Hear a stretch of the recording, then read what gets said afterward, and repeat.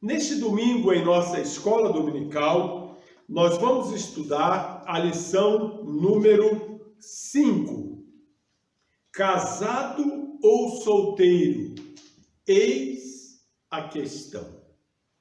As leituras bíblicas desta lição eu farei na minha surrada Bíblia a Mensagem. Assim minha mãe diria para mim: Eude, que Bíblia surrada! Mas eu gosto muito dela. A Bíblia a Mensagem, eu trouxe uma anotaçãozinha rápida aqui, é uma Bíblia de leitura. Não tem a intenção de substituir as excelentes Bíblias de estudo que estão disponíveis. Ela foi escrita pelo biblista Eugene Peterson, falecido em dezembro de 2018, com 85 anos. Eugene Peterson, como pastor de uma igreja, ele percebeu que as pessoas tinham dificuldade de entender plenamente o significado das palavras da Bíblia. Então, ele, durante 30 anos, dedicou-se a reescrever a Bíblia para os irmãos da igreja, na linguagem deles, mas com profundo compromisso com o sentido original das línguas da Bíblia. Afinal, ele era um biblista. A tradução desta Bíblia para o português foi feita por uma equipe de tradutores teólogos e todo o texto foi revisado pelo reverendo Luiz Saião, o mais brilhante biblista da atualidade. Muito bem, vamos começar então com o texto áureo. Eu passei o texto da Bíblia aqui para as minhas anotações, para agilizar aqui e aproveitar o nosso tempo. O texto áureo é o versículo 17 do capítulo 7 de 1 Coríntios. Na verdade, todo o estudo da lição de hoje está baseado no capítulo 7 da primeira carta do apóstolo Paulo aos Coríntios.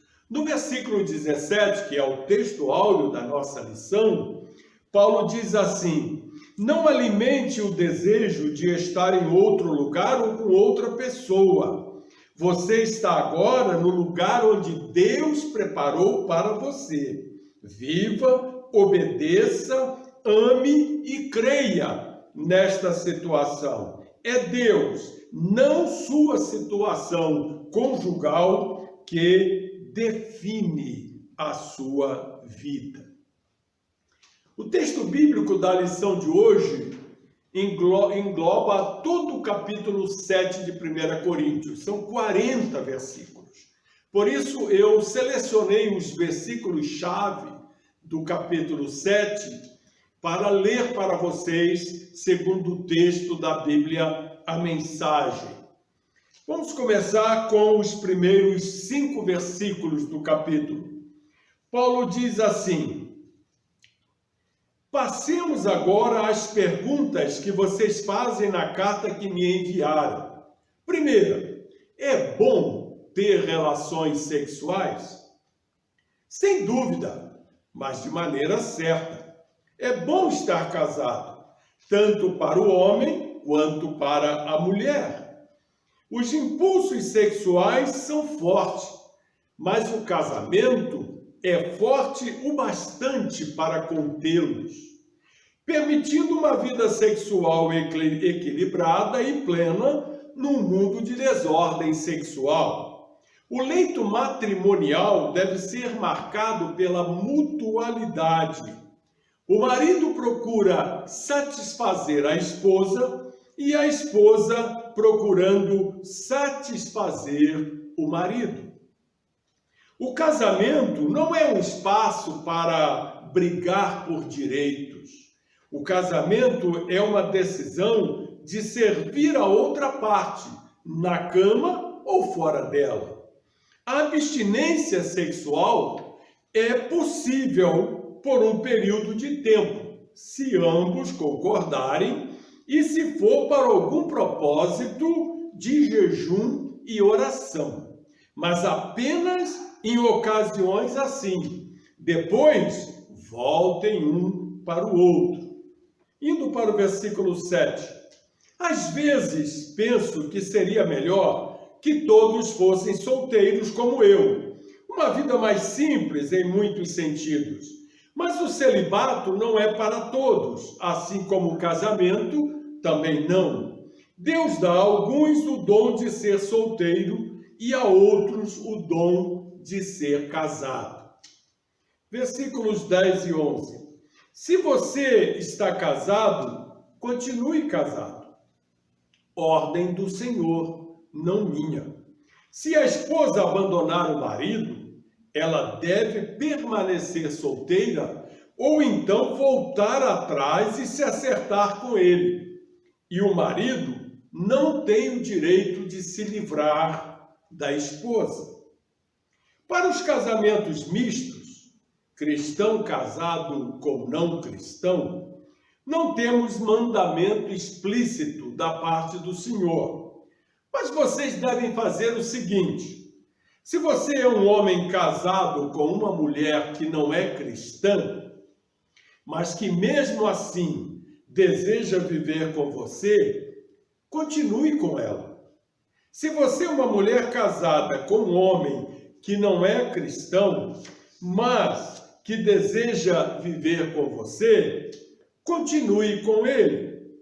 Versículo 15. No entanto, se o cônjuge descrente vai embora, deixe que vá. Não seja desesperadamente dependente. Deus nos chamou para viver bem, da maneira mais pacífica possível. Pulando para o versículo 25. O Senhor não deu orientações explícitas para as virgens, mas como sou muito experiente na misericórdia do Senhor e sempre fiel, confiem no meu conselho. Por causa das pressões atuais que sofremos de todo lado, talvez fosse melhor permanecer assim. Você está casado? Permaneça casado. Não está casado? Não se case. Mas se vier a se casar, não comete pecado. O que estou dizendo é que quando você se casa, assume um peso a mais, numa época já estressante demais. Eu queria poupá-los disso. Versículo 36. Se um homem tem uma amiga a quem é leal, mas não tem intenção de se casar, decidido a servir a Deus como solteiro, e depois muda de ideia e decide casar-se com ela, ele deve ir em frente e se casar. Não é pecado. O casamento não está um degrau abaixo do celibato, como alguns dizem. Mas se o homem está bem em sua decisão pela vida de solteiro, dedicada a Deus, e for essa sua convicção, não algo que lhe foi imposto, ele deve permanecer assim. O casamento é espiritual e moralmente correto, e não é, de modo algum, inferior ao celibato. Embora, como já disse, por causa dos tempos em que vivemos, tenho razões pastorais para encorajar o celibato. E terminando, a esposa deve permanecer com o marido enquanto ele viver. Se ele morrer, ela está livre para se casar com quem quiser. É claro que deve casar-se com um cristão e ter a bênção do Senhor. Mas, por enquanto, vocês sabem que penso que ela fará melhor se não se casar outra vez. O Senhor, na minha opinião, está de pleno acordo com este conselho. Esta é a base bíblica na qual nos orientaremos na lição de hoje.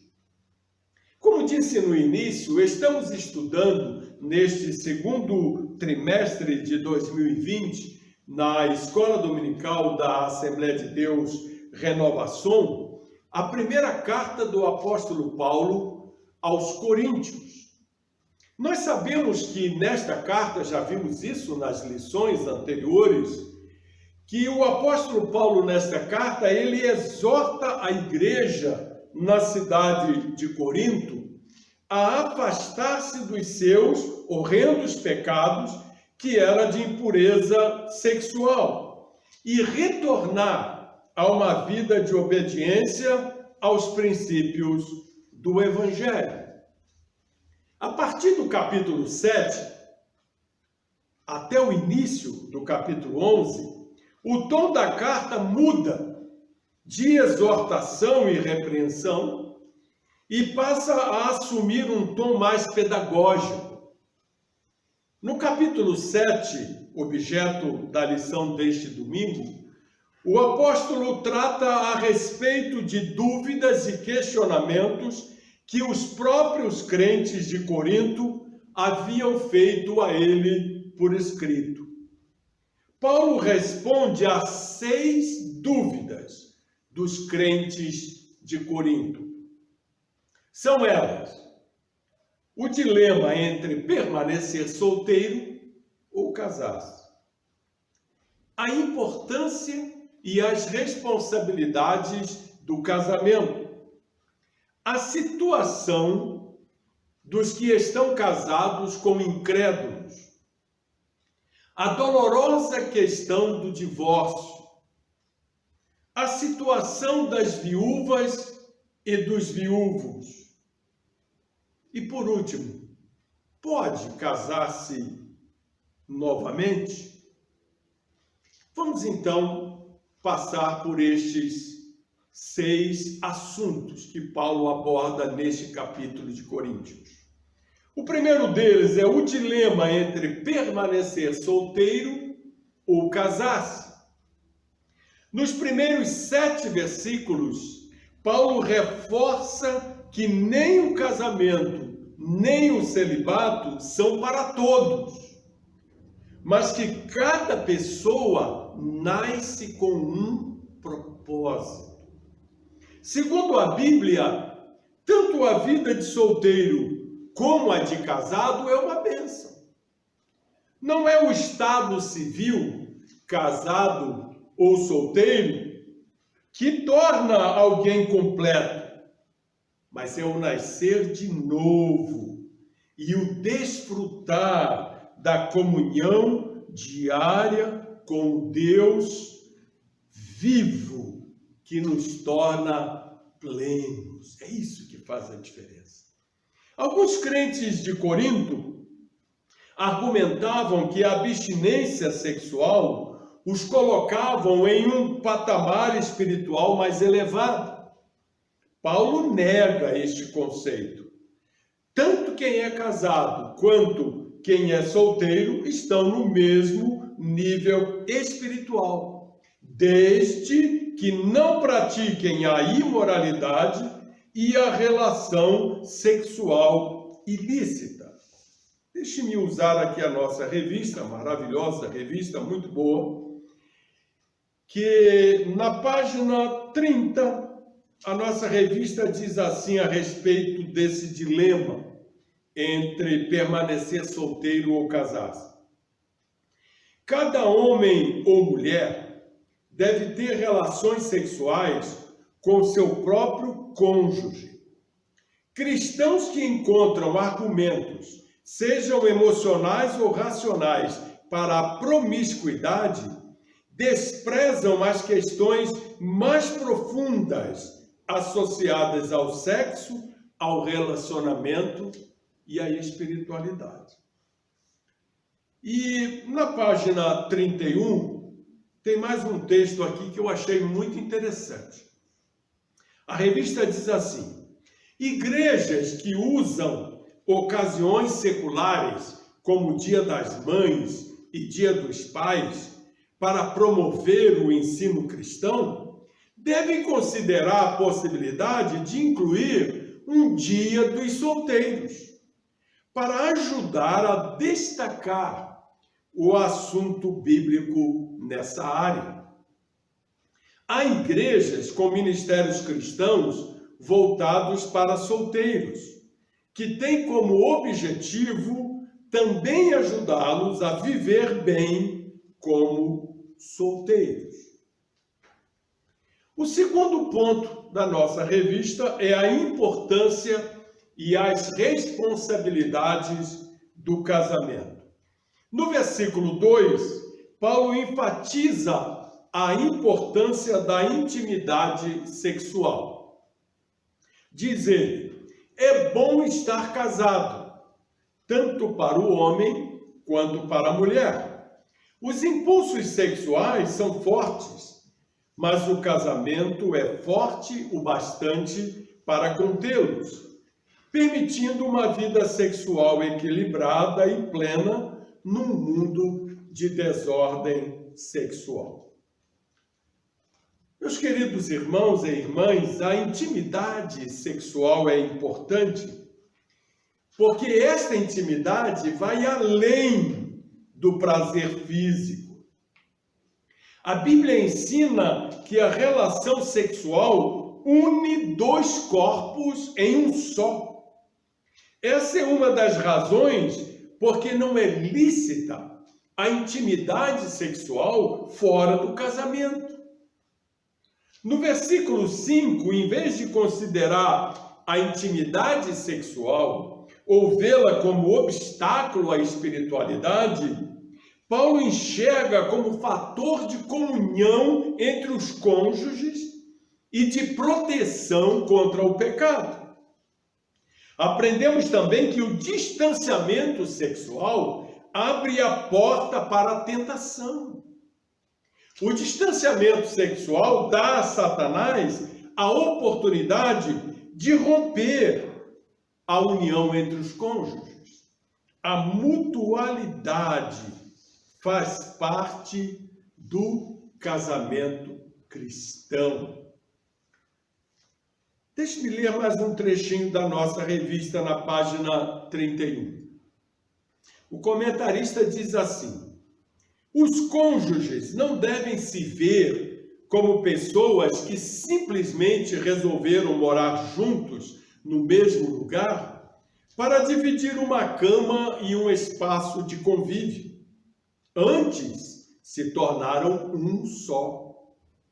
Um pertence ao outro, a ponto de as decisões, inclusive sobre o próprio corpo, precisarem ser tomadas em conjunto. Como extensão um do outro, seu objetivo individual é também cuidar das necessidades sexuais um do outro, proteger da tentação sexual e fortalecer a união de corpo e espírito.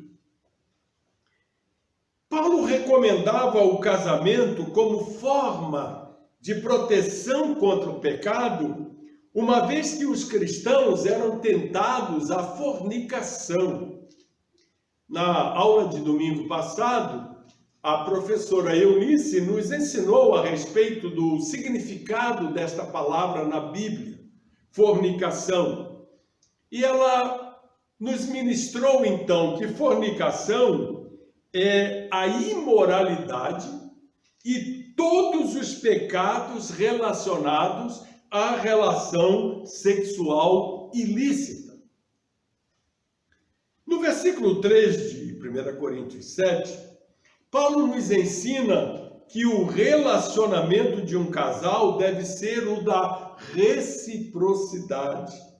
Diz ele assim: o leito matrimonial deve ser marcado por mutualidade, o marido procurando satisfazer a esposa e a esposa procurando satisfazer o marido.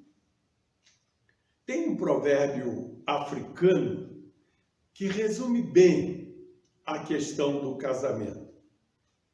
Este provérbio diz: se você quer ir rápido, vá sozinho. Se você quiser ir longe, vá acompanhado. Este provérbio nos faz concluir que o solteiro corre rápido, sem bagagens, e o casado corre longe, dividindo as responsabilidades. Eu e Gessi estamos vivendo essa realidade há 48 anos, quase 49, caminhando junto. Eu queria concluir esse item 2, dizendo para os casados que a relação sexual no casamento, ela é espiritual. Eu me lembro de uma época que na semana da ceia os casais não tinham relação sexual. O pastor orientava os casais a terem uma abstinência sexual na semana da ceia, para estarem preparados da ceia.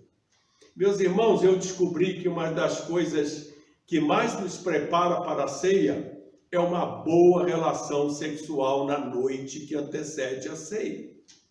Tire da sua cabeça essa ideia de que o ato sexual é sujo. Não é. É espiritual. Cristo usa isso para falar da união dele com a sua igreja. Vamos então para o terceiro item da nossa lição, que o tempo urge.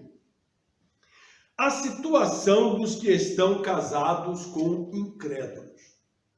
Nos versículos 12 e 13, Paulo nos orienta sobre como proceder quando um crente ou um cônjuge é crente e o outro não.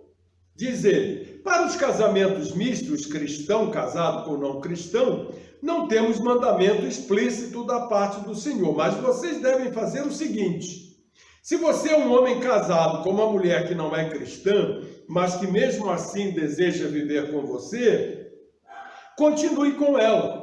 Se você é uma mulher casada com um homem que não é cristão, mas que deseja viver com você, continue com ele. Tem um trecho muito interessante aqui na revista sobre este assunto que eu gostaria de ler.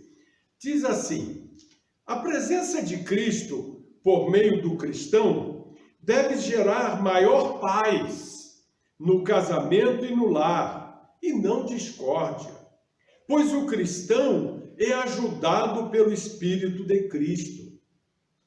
Este ensino de Paulo acerca da bênção e da proteção espiritual que o cristão traz para o lar, em que o outro cônjuge não tem a mesma fé, no entanto, não tem o propósito de incentivar casamentos mistos ou julgo desigual, mas oferecer uma palavra de encorajamento e confiança para o cônjuge cristão que recebeu Jesus como Senhor e Salvador já dentro desse relacionamento. Muito bem, chegamos então ao item 4, a dolorosa questão do divórcio. Paulo aborda a questão do divórcio nos versículos 27 e 28, quando ele diz assim: você está casado?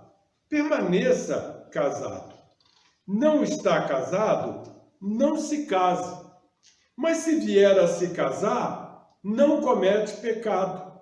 O que estou dizendo é que quando você se casa, assume um peso a mais, numa época já estressante demais.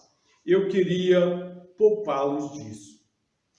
Volto para a revista, um trechinho curto, mas muito bom, que diz assim: preocupado com a preservação do lar cristão, Paulo instrui seus leitores à sujeição mútua e à reconciliação. Preocupado com o cristão que talvez precise ser liberado de uma situação intolerável em um lar cristão, ele remove a culpa do divórcio quando se torna inevitável. Segundo Jesus, a permissão do divórcio era uma exceção dada por Moisés por causa da dureza do coração humano.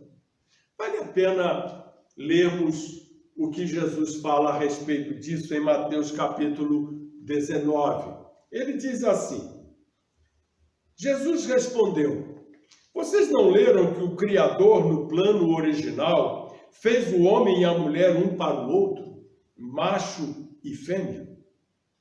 Por causa disso, um homem deixa pai e mãe e une-se à sua esposa, tornando-se uma só carne com ela. Não são mais dois, mas apenas um. Deus criou uma união tão perfeita que ninguém pode ter a ousadia de profaná-la separando-os. Eles retrucaram: se é assim, por que Moisés ordenou que o marido mandasse sua mulher embora, dando-lhe uma certidão de divórcio? Jesus disse: Moisés deixou o divórcio apenas como concessão por causa do coração duro de vocês, mas não era parte do plano original de Deus. Estou apresentando o plano original. Assim, se alguém se divorciar de uma esposa fiel e se casar com outra pessoa, a responsabilidade do adultério recairá sobre ele. A única exceção é o caso quando uma das partes comete imoralidade sexual. Os discípulos de Jesus fizeram objeção: se essas são as condições do casamento, estamos sem saída, por que se casar? Jesus respondeu: ninguém é maduro o suficiente para viver a vida de casado. É preciso ter certa aptidão e graça. Casamento não é para qualquer um. Alguns, desde que nasceram, nunca pensaram em casamento. Outros nunca propõem nem aceitam. Outros ainda decidem não se casar por causa do divórcio. Mas se você é capaz de crescer até a grandeza do casamento, faça.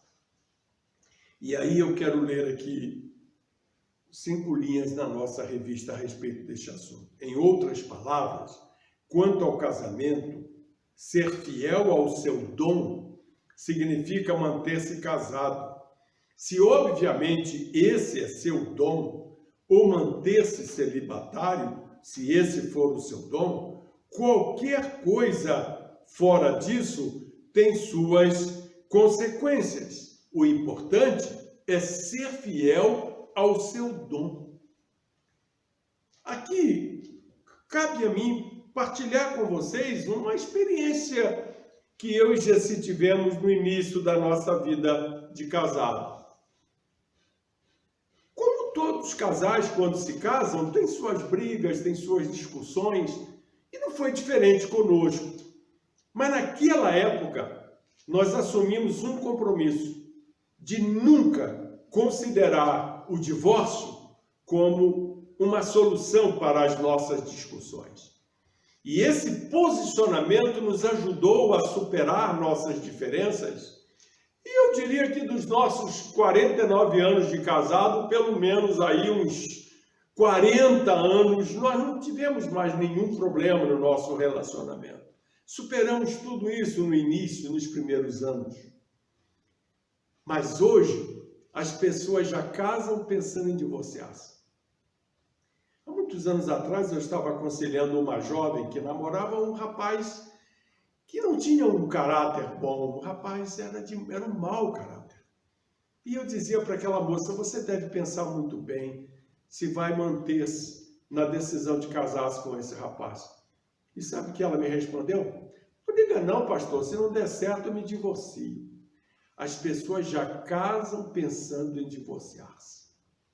O que eu observo no dia a dia, lidando com pessoas divorciadas, é que a maioria dos divorciados mantém a amizade. A maioria dos divorciados continuam amigos. Sabe o que isso significa? Se tivessem tido um pouquinho de paciência um com o outro, não teriam se divorciado. Pense nisso. Vamos então aqui para concluir a nossa revista. Em primeiro lugar, em quinto lugar, a nossa lição fala sobre a questão das viúvas e dos viúvos. E a respeito disso, eu vou ler aqui na nossa revista um trecho que explica bem essa questão.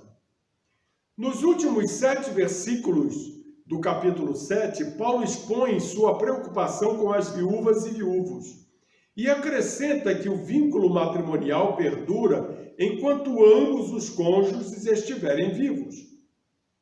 Em caso de morte de algum deles, essa união é dissolvida e o cônjuge vivo fica livre para casar com quem quiser, mas somente no Senhor. Deus quer o melhor para nossas vidas. Paulo dá 3 conselhos para as viúvas naquele contexto. Primeiro conselho: fiquem como vocês estão. Segundo conselho: se você não aguenta, case-se. Terceiro conselho: case-se, mas somente no Senhor. Está bem claro isso. Concluindo então a nossa lição, o último item: pode casar-se novamente? E nós voltamos aqui para o texto bíblico. Versículos 39 e 40 do capítulo 7, 1 Coríntios. A esposa deve permanecer com o marido enquanto ele viver. Se ele morrer, ela está livre para se casar com quem quiser. É claro que deve casar-se com um cristão e ter a bênção do Senhor. Mas por enquanto, vocês sabem que penso que ela fará melhor se não se casar outra vez. O Senhor, na minha opinião, está de pleno acordo com este conselho. E aí eu volto aqui para a revista, que diz assim: divórcio e novo casamento é contemplado neste texto como exceção e não como regra, somente quando inevitável. A reconciliação e a restauração do casamento são possíveis, mesmo depois do divórcio, e devem ser buscadas em lugar de novo casamento. Para concluir, gostaria de citar para vocês a aplicação pessoal que a nossa revista traz para as nossas vidas a respeito do que acabamos de estudar. Olha que aplicação bonita. A igreja deve apoiar a condição de solteiro como honrada e produtiva para Deus, assim como apoia o casamento, promovendo iguais iniciativas e oportunidades a ambos os casos. Que Deus nos abençoe rica e abundantemente com a lição que acabamos de estudar. Amém.